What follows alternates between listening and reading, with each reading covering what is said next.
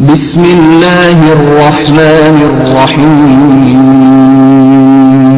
نحمده ونصلي على رسوله الكريم اما بعد فاعوذ باللہ من الشیطان الرجیم بسم اللہ الرحمن الرحیم۔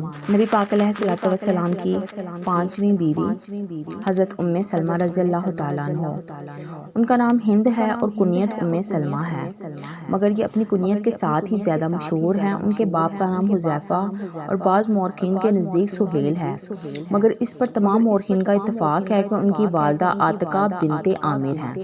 ان کا نکاح پہلے حضرت ابو سلمہ بن عبداللہ بن اسد رضی اللہ تعالیٰ عنہ سے ہوا تھا، جو حضور صلی اللہ علیہ وآلہ وسلم کے رضاعی بھائی تھے۔ یہ دونوں میاں بیوی اعلان نبوت کے بعد جلد ہی دامن اسلام میں آ گئے تھے اور سب سے پہلے ان دونوں نے حبشہ کی جانب ہجرت کی۔ پھر یہ دونوں حبشہ سے مکہ مکرمہ آ گئے اور مدینہ منورہ کی طرف ہجرت کا ارادہ کیا۔ چنانچہ حضرت ابو سلمہ رضی اللہ تعالیٰ عنہ نے اونٹ پر کجاوا باندھا اور حضرت بی بی ام سلمہ اور اپنے فرزند سلمہ کو کجاوا میں سوار کر دیا، مگر جب اونٹ کی نکیل پکڑ کر حضرت ابو سلمہ روانہ ہوئے تو حضرت ام سلمہ کے میکے والے بنو مغیرہ دوڑ پڑے اور ان لوگوں نے یہ کہا کہ ہم اپنے خاندان کی اس لڑکی کو ہرگز مدینہ نہیں جانے دیں گے، اور زبردستی ان کو اونٹ سے اتار لیا۔ یہ دیکھ کر ابو سلمہ رضی اللہ تعالیٰ عنہ کے خاندانی لوگوں کو بھی طیش آ گیا اور ان لوگوں نے غضبناک ہو کر کہا کہ تم لوگ ام سلمہ کو محض اس بنا پر روکتے ہو کہ تمہارے خاندان کی لڑکی ہے، تو ہم اس کے بچے سلمہ کو ہرگز تمہارے پاس نہیں رہنے دیں گے، اس لیے کہ یہ بچہ ہمارے خاندان کا ایک فرد ہے۔ یہ کہہ کر ان لوگوں نے بچے کو اس کی ماں کی گود سے چھین لیا، مگر حضرت ابو سلمہ رضی اللہ تعالیٰ عنہ نے ہجرت کا ارادہ ترک نہیں کیا، بلکہ بیوی اور بچے دونوں کو تنہا چھوڑ کر مدینہ منورہ چلے گئے۔ حضرت بی بی ام سلمہ رضی اللہ تعالیٰ عنہ اپنے شوہر اپنے بچے کی جدائی پر صبح سے شام تک مکے کی پتھریلی زمین میں کسی چٹان پر بیٹھی ہوئی تقریباً 7 دنوں تک زاروں قطار روتی رہی۔ ان کا یہ حال دیکھ کر ان کے ایک چچا زاد بھائی کو ان پر رحم آ گیا اور اس نے بنو مغیرہ کو سمجھا بجھا کر یہ کہا کہ آخر اس مسکینہ کو تم لوگوں نے اس کے شوہر اور بچے سے کیوں جدا کر رکھا ہے؟ تم لوگ کیوں نہیں اس کو اجازت دے دیتے کہ وہ اپنے بچے کو ساتھ لے کر اپنے شوہر کے پاس چلی جائے؟ بالآخر بنو مغیرہ اس پر رضامند ہو گیا کہ یہ مدینہ چلی جائے۔ پھر حضرت سلمہ کے خاندان والے بنو عبد الاسد نے بھی بچے کو حضرت ام سلمہ کے سپرد کر دیا اور حضرت ام سلمہ رضی اللہ تعالیٰ عنہ بچے کو گود میں لے کر اونٹ پر سوار ہو گئیں اور اکیلی مدینہ کو چل پڑی۔ مگر جب مقام تنعیم میں پہنچی تو عثمان بن طلحہ سے ملاقات ہوئی، جو مکے کا مانا ہوا ایک نہایت ہی شریف انسان تھا۔ اس نے پوچھا کہ ام سلمہ کہاں کا ارادہ ہے؟ انہوں نے کہا کہ میں اپنے شوہر کے پاس مدینے جا رہی ہوں۔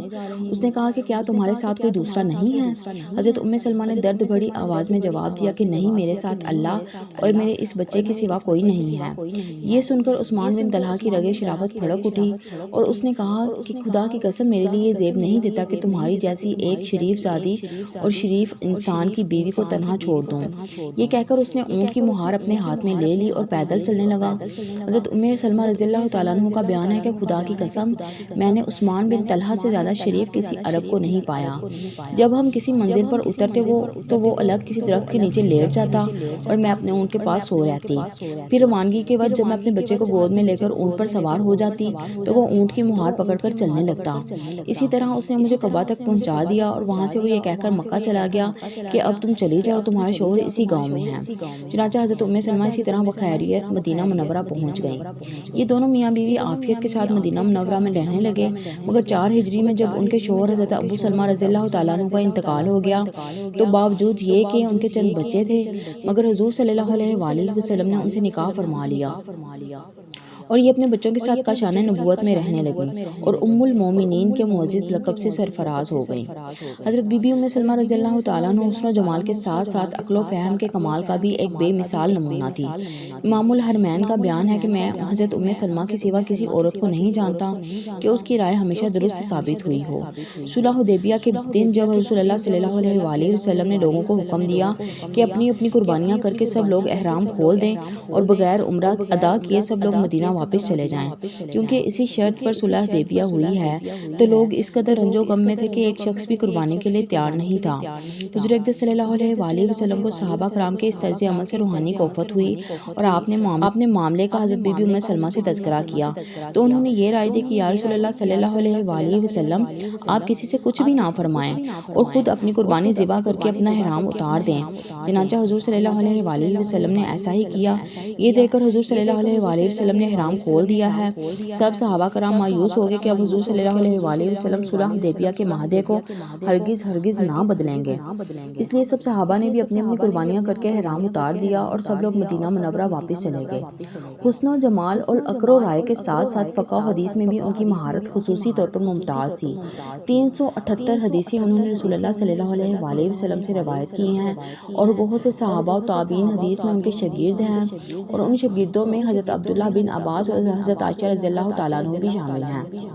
مدینہ منورہ میں 84 برس کی عمر پا کر وفات پائی اور ان کی وفات کا سال 53 ہجری ہے۔ حضرت ابو ہریرہ رضی اللہ تعالیٰ عنہ نے ان کی نماز جنازہ پڑھائی اور یہ جنت البقیع میں ازواج مطہرات کے قبرستان میں مدفون ہوئی۔ اللہ پاک سے دعا ہے کہ اللہ پاک ان کی درجات بلند فرمائے اور ہم سب کو اپنے پیارے آقا علیہ الصلوۃ والسلام کا پکا سچا عاشق رسول بننے کی توفیق عطا فرمائے۔ 5 وقت کی نماز کی پابندی کیا کریں، درود پاک زیادہ سے زیادہ پڑھا کریں، کیونکہ درود پاک ہر درد کی دعا ہے۔